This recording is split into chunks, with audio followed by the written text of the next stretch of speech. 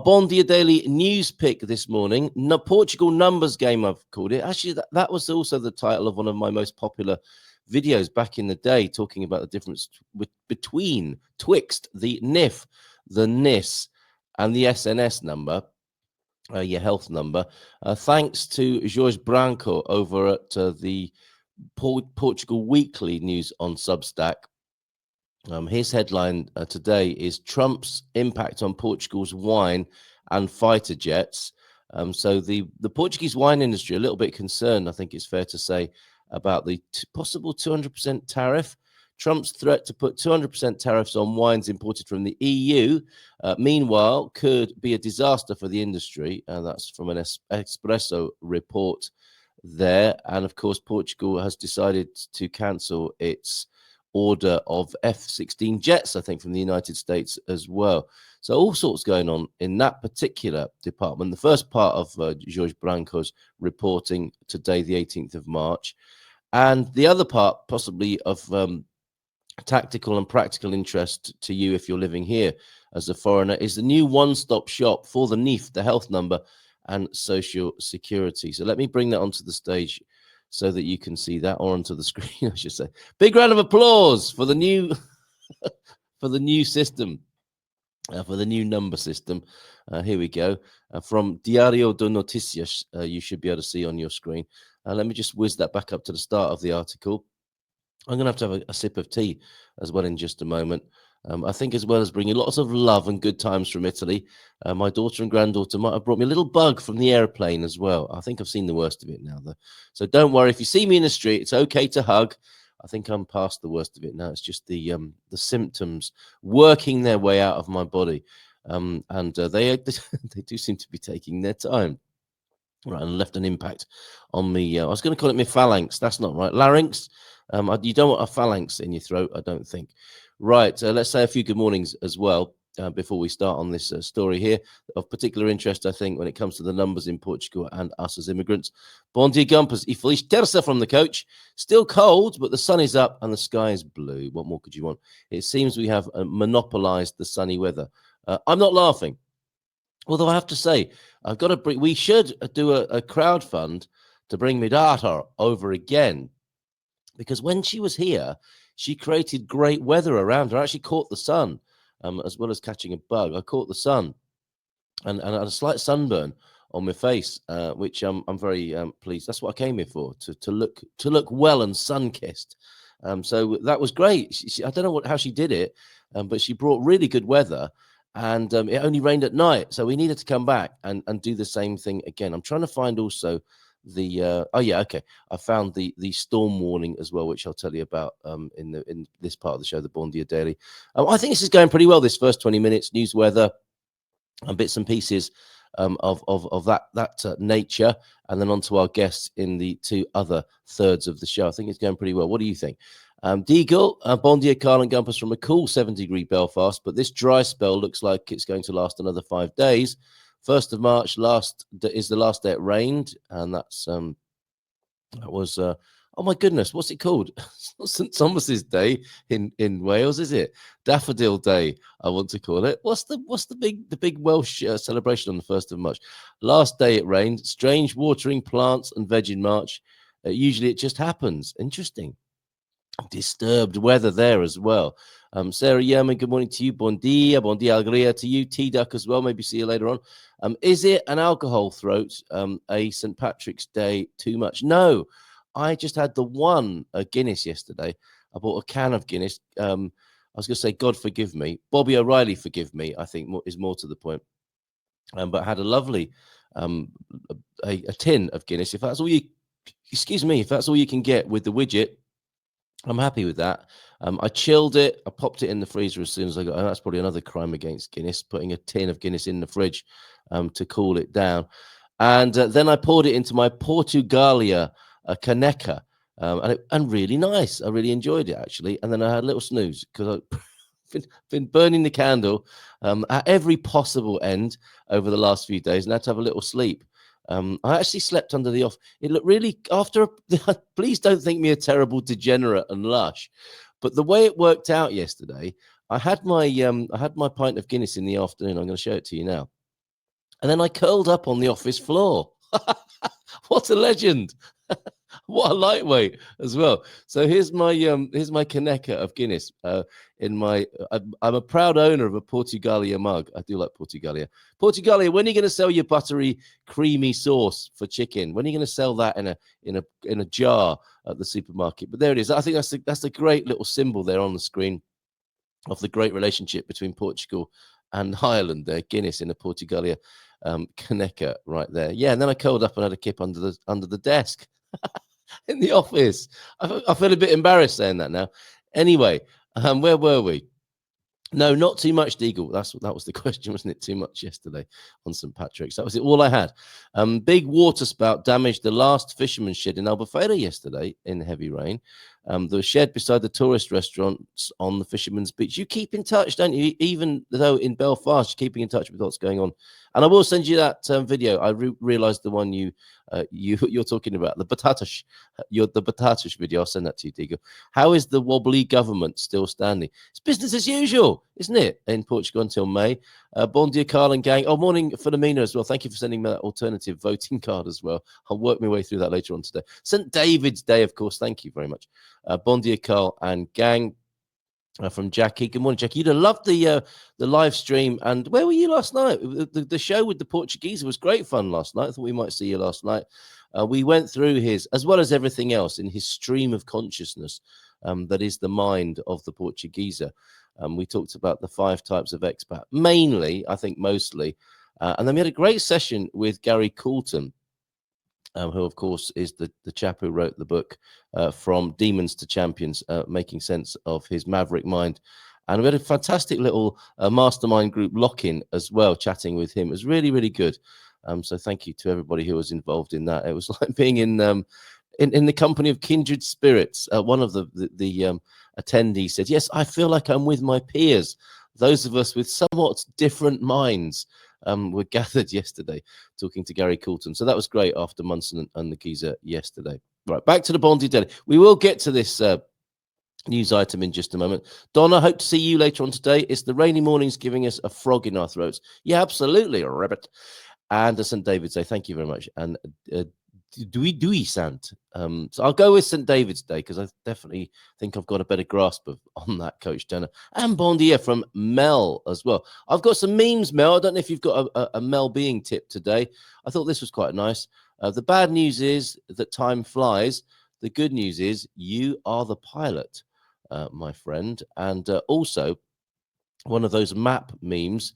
I was going to ask you to guess this as a quiz. But this, I think it's pretty straightforward, isn't it? Where football is the most popular game here, you'll see Portugal included in that. So that'll be added to my growing collection, my burgeoning collection of maps and memes over at the Portugal Club. If you haven't joined the Portugal Club yet, you know you can do that. I get a free trial for 7 days. GMP VIP if you want to join the fun over there. It's what we make it over at the Portugal Club. So get over there and get involved, if you will. And yes, finally, then back to this this news story here. Oh yeah, and if you want to pay, if you do want to support the show, and pay for your Portugal Club membership, you can get. I think it's basically 10 months for the price of 12 if you want to go up front and support the show for the year ahead. It really helps us. So thank you very much. Yes, finally, Diario de Noticias here. Immigrants gain access to counters to handle documentation in a single place. This is translated, and access to a digital mobile key. Initially, the service will be available in the citizen spaces of the Loja de Cidadão of Cascais, Saldanha, Laranjeiras, and Setúbal, as well as Braga, Lagos, Lourdes, Eiras, Alhau, and Porto. Starting this Monday, the 17th, that was yesterday, of course, immigrants will be able to access the citizen's mobile key, a service that will be carried out at service desks open in 10 locations across the country. But that was fun. The Espumant must have been flowing yesterday across 10 different Balkans. The information was provided to Diario de Noticias by the Ministries of Youth and Modernization. Wow! The cutting edge of the way forward here in Portugal, the Ministries of Youth and Modernization and the Presidency of the Council of Ministers, which work together to implement the measure. The one-stop shops were announced last July and are arriving a little over 3 months late. Well, you can't have everything. That's probably pretty good, actually, only 3 months late. Initially, they were expected to be operational by 2024. The measure is one of 41 provided for in the Migration Action Plan, MAP, announced on June the 3rd of last year. According to the government, the delay was due to the procedure to comply with the General Data Protection Regulation, the GDPR. How's it going with the GDPR, everybody? Has that helped everybody? Has that helped everyone with their privacy and stop things leaking? This assessment is carried out by the National Data Protection Commission, who are probably quite busy, to be fair. The purpose of the counters and the provision of the digital mobile key is to simplify immigrants' access to documents. There you go. That can only be a good thing. And reduce pressure on public services. At these counters, now here's the news. At these counters, it will be possible to obtain the tax identification number, your NIF, the social security identification number, your NIS, and the national user number. Oh, nothing to do with the health number then. The national user number, the NUN, or the NNU in Portuguese, in a single space. I didn't even know we were meant to have a national user number. What is that? That sounds really unexotic, doesn't it? I could have my national user number, please.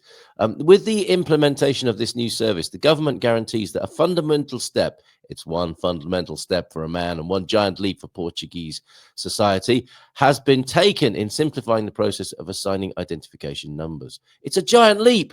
From now on a single visit, any eligible foreign citizen will be able to obtain the 3 identifiers necessary for their regularization. Nothing to do with bowel health, I think, on this occasion. And with regularization and with the activation of the digital mobile key, carry out public services online, reads the government statement, to which Diario de Noticias had access. That's not all. That's not all. Please go back on your seat. I know you're on the edge of your seat. You're going to fall off if this gets any more exciting. In addition to holders of residence permits, people with refugee status or beneficiaries of international protection, the service will also be available to immigrants arriving with a visa. That will be you, probably. The measure will make it easier to obtain basic documents upon entering the country. Now, who's going to try that? Which Gumper is going to be first to go try that? And let us know how you get on.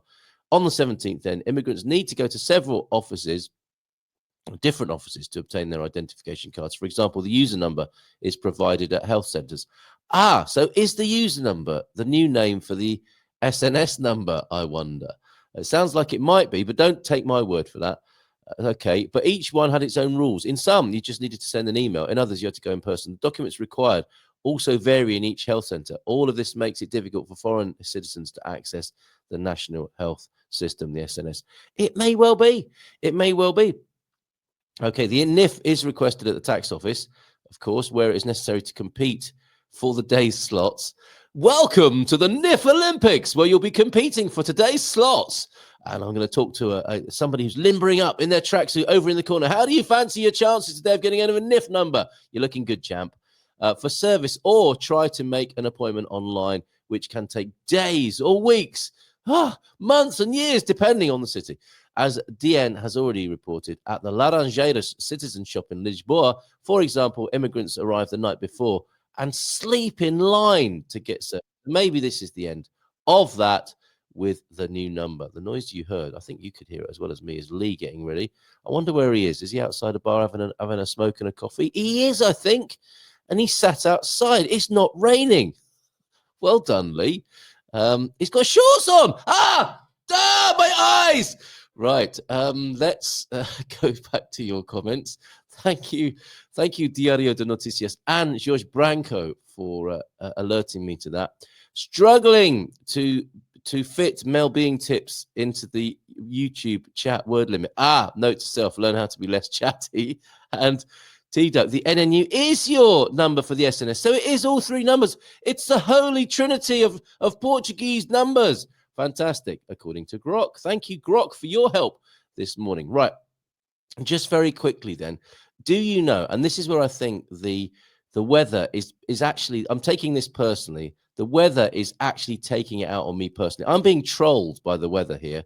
The next storm that will bring significant amounts of rain, according to Safe Communities Portugal, is this can't be true. It's not April the 1st.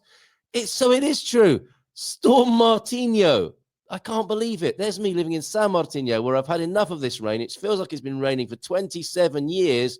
And now the next storm coming is called Storm Martinho. And here to talk about it with us this morning is head gardener Lee McGrady.